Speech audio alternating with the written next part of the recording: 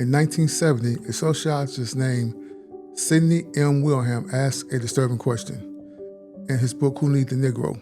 He warned that technology might eventually remove the economic need for large amounts of human labor. Let that sink in.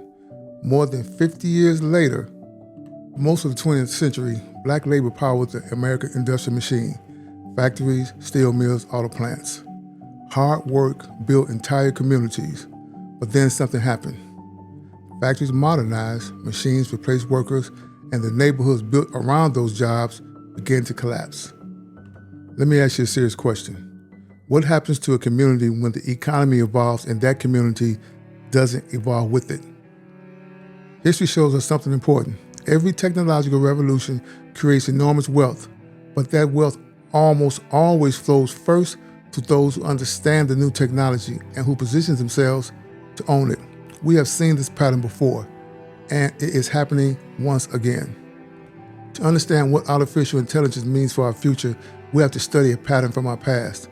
Between 1916 and 1970, millions of African Americans left the South in what historians call the Great Migration. They were escaping a brutal economic system, sharecropping, limited opportunity, constant oppression. Families packed their belongings and headed north.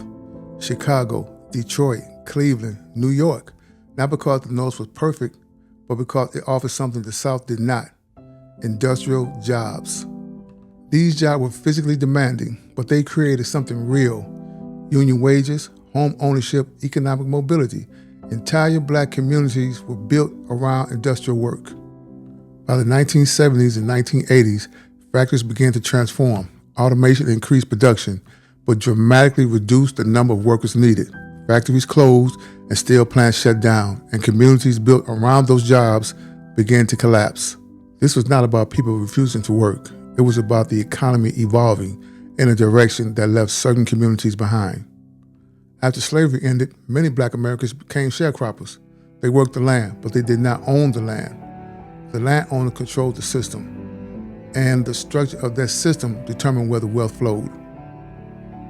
Today, millions of people create content on digital platforms, videos, music, ideas, but the platforms control the infrastructure.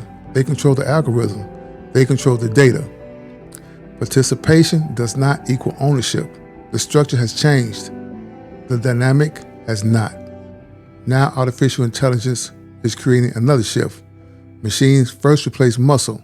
Now they are beginning to replace thinking. If technology no longer depends on your labor, where does your leverage come from? If you do not own the system, if you do not understand the system, if you do not participate in building the system, then you exist inside a system that does not require you. History has already shown us this pattern.